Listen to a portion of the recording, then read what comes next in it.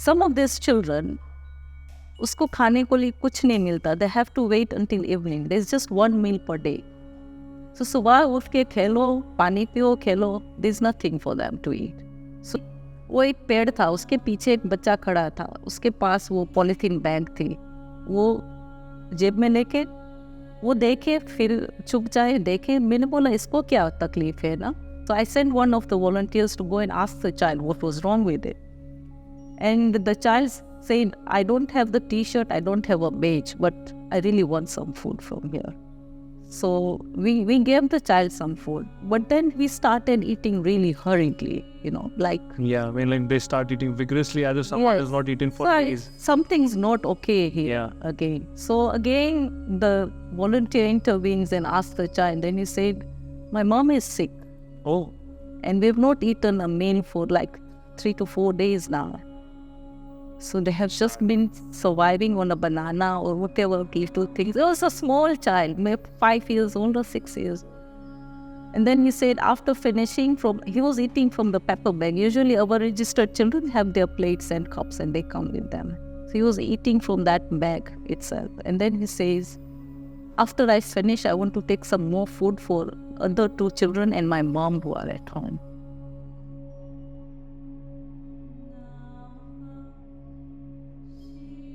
सबसे पहली सेटिस्फैक्शन कौन सी थी जो अपार फाउंडेशन के आप थ्रू आपको मिली?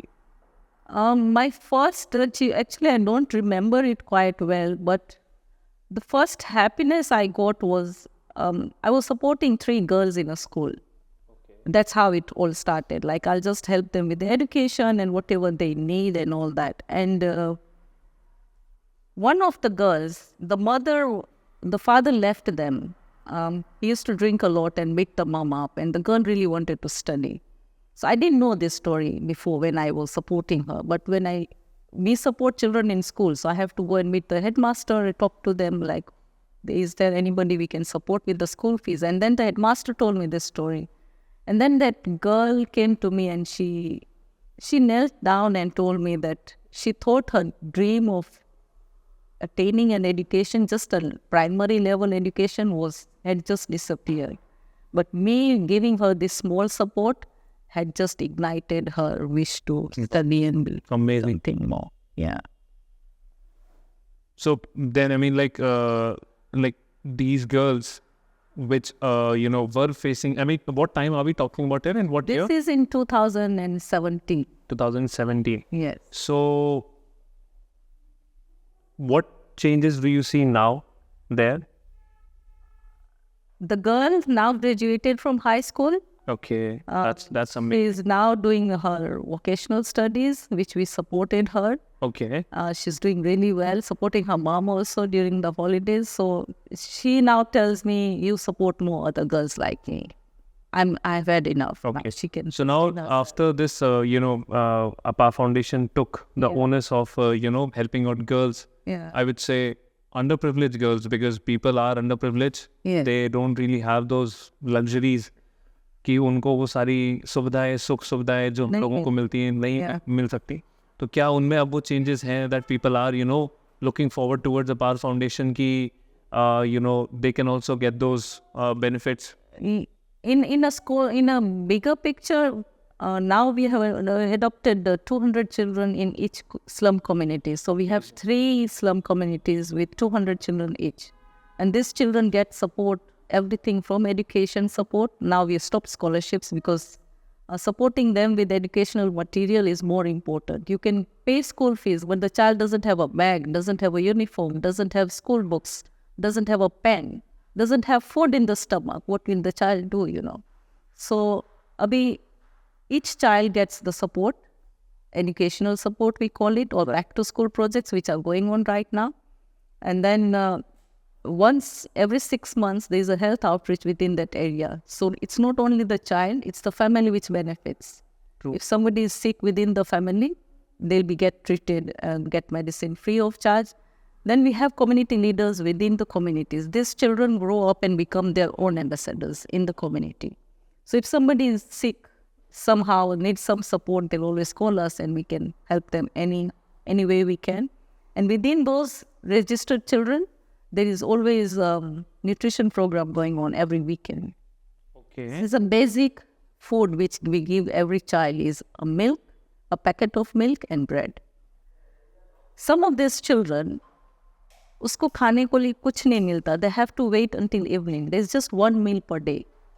So सुबह उठ के खेलो, पानी पियो, खेलो. There's nothing for them to eat.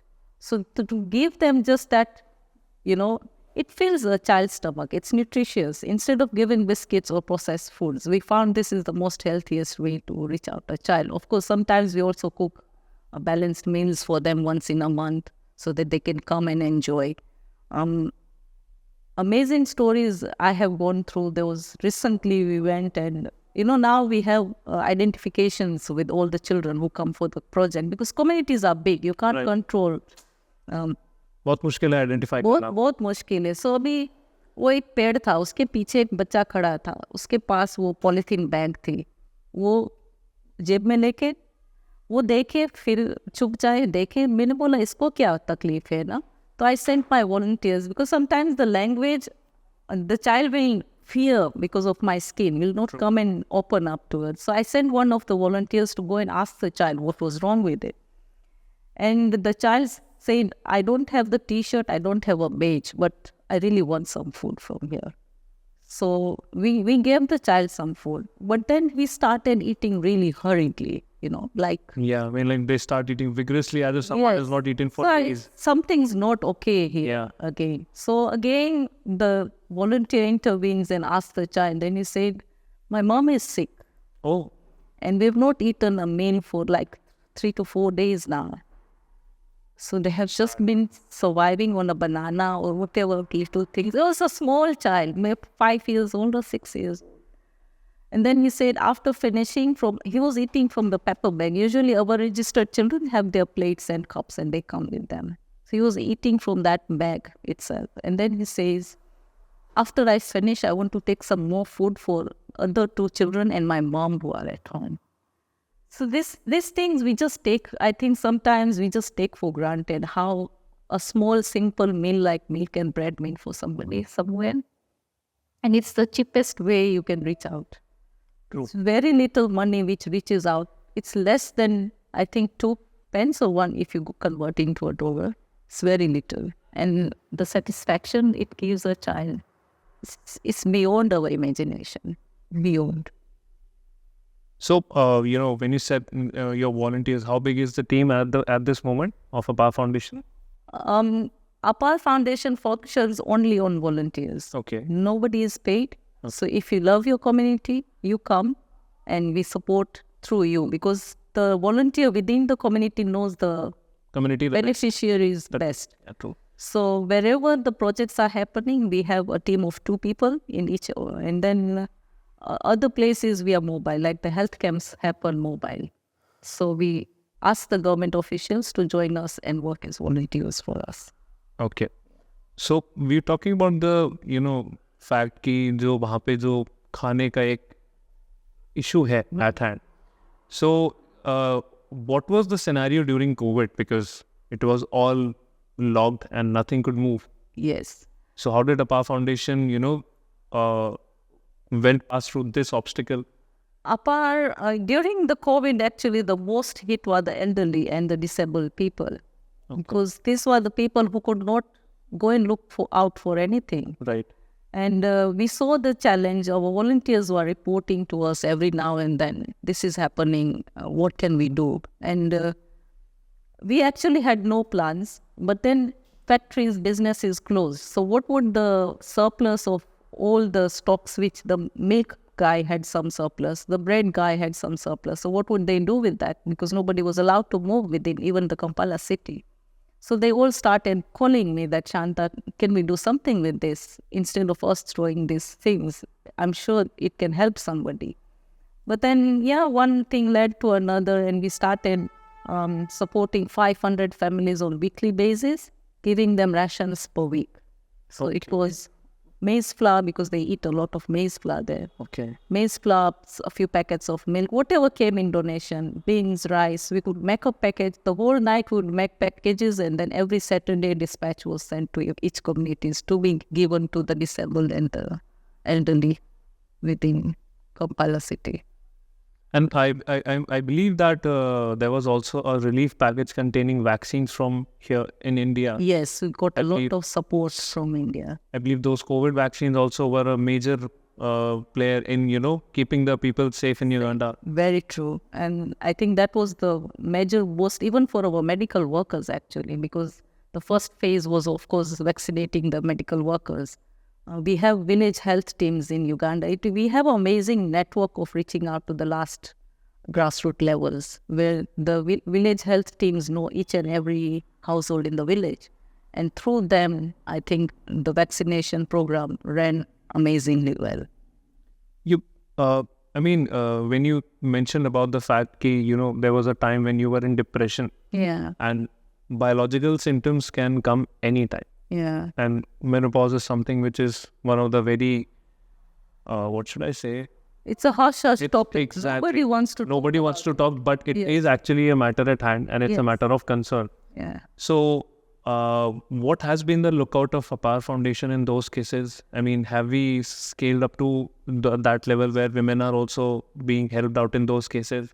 To tell you the truth, the women of Uganda in Kampala, they're very resilient.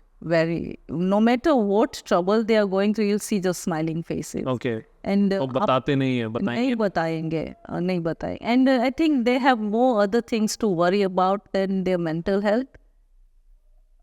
Children's school fees, looking for daily bread. There's so many other factors. Women of Uganda are really resilient. You can see one lady with 5 children trying, and she might even take up some other child of a brother or a sister and keep them, and they're all eating happily together. No worries. Kal ka kal dekhenge, aaj ka aaj dekho. That kind of life. So that also becomes a challenge for you to actually, dig out that problem of theirs and then bring a solution to them. Yes, that's a big problem because you want to teach them how to save for the future, but they have nothing to save for the future. So how will you teach them? So now bringing in small economic empowerment within the groups of women, we're trying to implement those to teach them how, but their needs are just so much. If they save a little bit, they think like, I wish I can use this money to do this or that, So, but regarding mental health, APA has not touched it yet because I'm not a professional in that. But if I get a profession who wants to work towards that, yes, we have venues where they can go and talk about it. But yeah, so many organizations have come through, but let me not do something which I might not be able to implement only. So what exactly has been the biggest challenge for APAR Foundation up till now? Like that you thought, would be the biggest to scale through? Right now, my biggest challenge is health outreaches. Okay. Because we have a mobile team.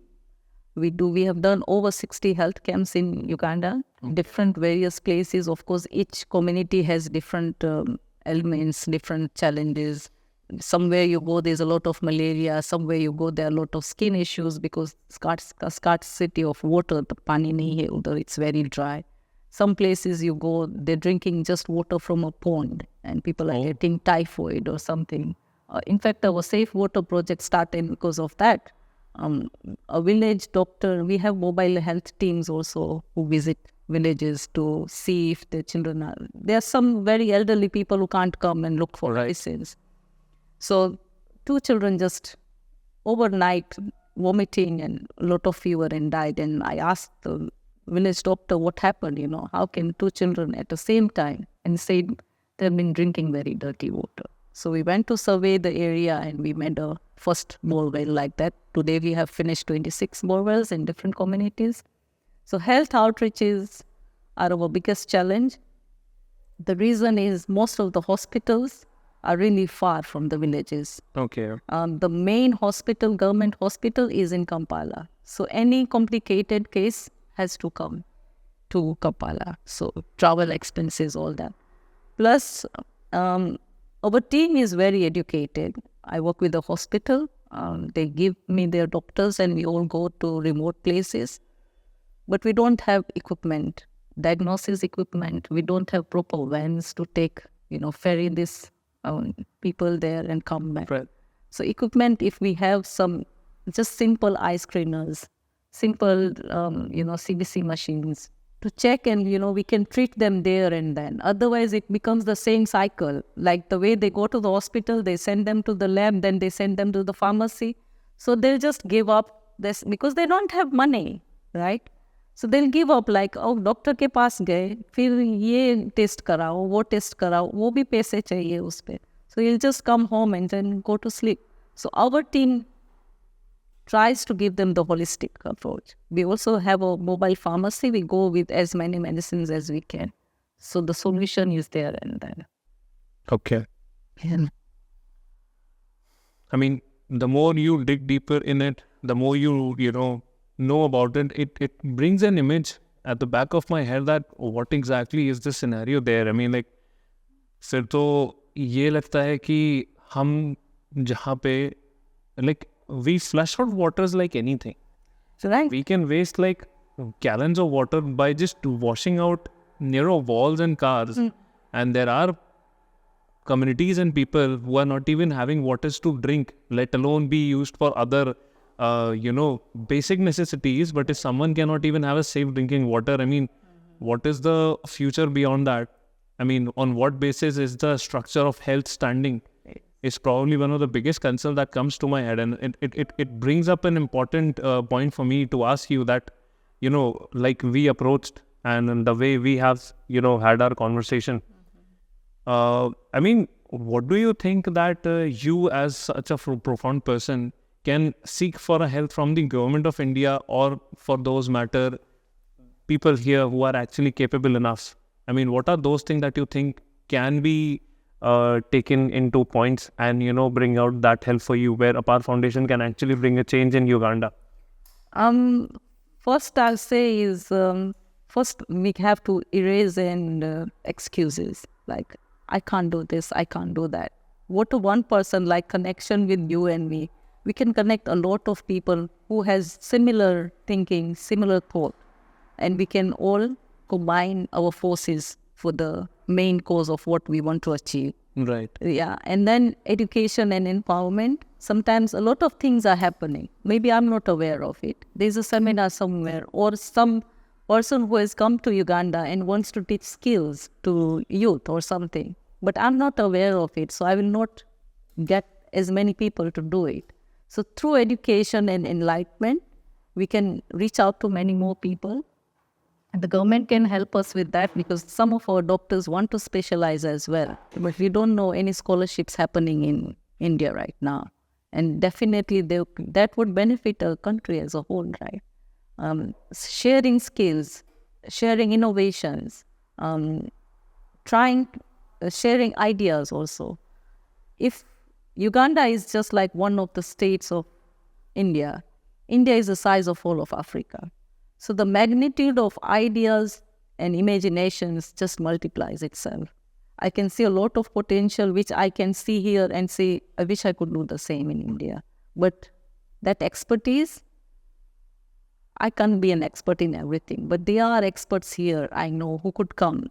Agriculture, let's say, an expert in maybe disability, somebody has how to handle the children with disabilities, can come and train our people, train the doctors who are willing to learn. And then it benefits both the countries, I think.